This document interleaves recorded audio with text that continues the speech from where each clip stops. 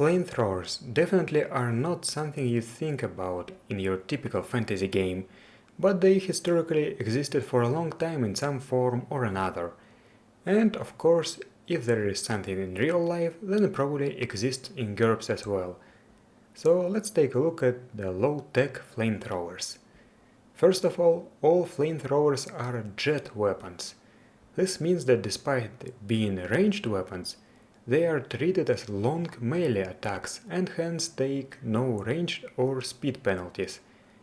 Second, GURPS High-Tech introduced a new maneuver, All-Out Attack Jet. A flamethrower can be played over an area up to 3 yards wide as an all-out attack. Roll separately to hit each target. Divide damage and burn duration by the width of the area, round down. I have already talked about the incendiary blowpipe in my video about blowpipes, so I will ignore it here. What interests me is the liquid projector flamethrower weapon list. By the way, liquid projector is an easy difficulty skill. We only have 5 weapons here: Chaos Siphon, Eruptor, Fire Lance, Fire Siphon, and Iron Fire Lance. They can be further split into 2 groups. The first group is Fire Lances. A Fire Lance is something like a bamboo or paper rocket, tied to a wooden pole with its exhaust pointing toward the enemy. The user needs a ready maneuver to take hold of it, another to light it, and third to shift grip to full length. Once used, it is discarded. Its range is quite short, and damage is not impressive. Once ignited, it spews flame for 60 seconds and cannot be shut off prematurely. It is quite cheap, however, only $50. The Iron Fire Lance is made of iron, not bamboo or paper. It deals more damage and burns for 120 seconds, but is much heavier and more expensive. There are some additional features. It can be loaded with ceramic shards to deal linked small piercing damage and can be reloaded.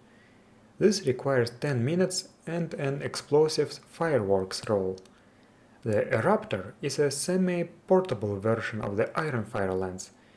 Typically, it is placed on a static mount that costs $270 and weighs 13.5 pounds, but a sufficiently strong character would be able to wield it normally. It burns for 5 minutes, deals even more damage, has a longer range, but is expensive and heavy. It is rechargeable in the same way as an Iron Fire Lance, but this takes 20 minutes. Now there is something that feels undercooked here. Did you notice that there is no information on how much ammunition costs and weighs? How do you reload it then? I was about to go on a tirade here, but I remembered something. The Demolisher template from Pyramid 336 that is based around primitive gunpowder weapons, including fire lances. This Pyramid article has another weapon, the Burner. This one uses an alchemical substance called shatter sand, that is essentially serpentine powder.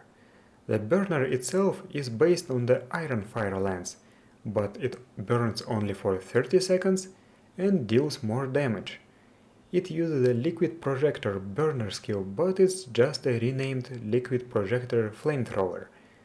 The article also says that you can parry with a burner in melee by using two-handed axe or mace skill, and that you can make it into a combination weapon with a great axe or a warhammer.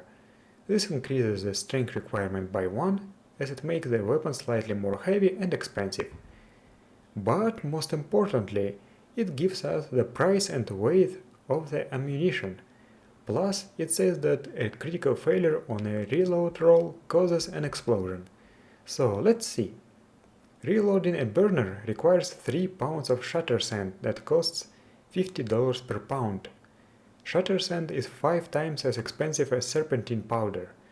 Thus, to reload a normal Iron Lance, you need 3 pounds of serpentine powder that costs $10 per pound.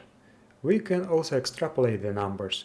Even though the normal fire lance cannot be recharged, it requires 1.5 pounds of serpentine powder, and the eruptor requires 7.5 pounds of serpentine powder. Without these numbers, I do not think these weapons are even usable, as you do not know how to reload them.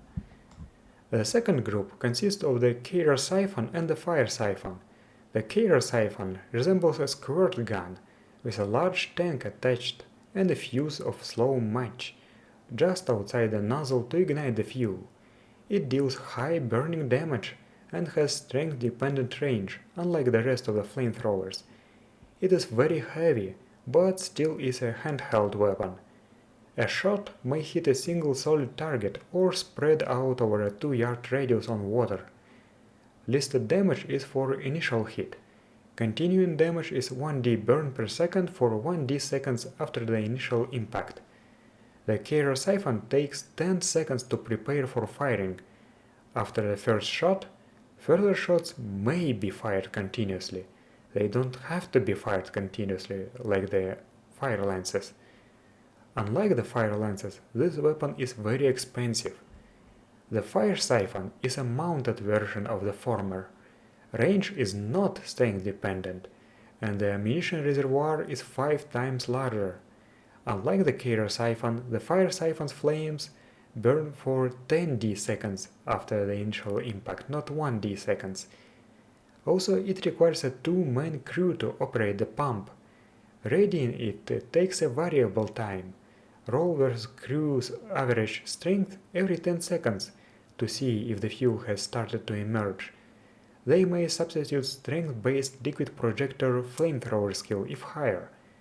After the first shot, further shots may be fired continuously. The book also mentions versions of these weapons that use naphtha instead of Greek fire, but does not say anything about their stats. Also, I believe that all these weapons should deal large area injury, just like high-tech flamethrowers. Can you get the problem? Right, yet again we know what is the ammunition for these weapons, the Greek fire. But we have no idea how much of it is required. Again, Dungeon Fantasy comes to the rescue. Dungeon Fantasy 7, Clerics, has a low-tech flamethrower at the end of the book.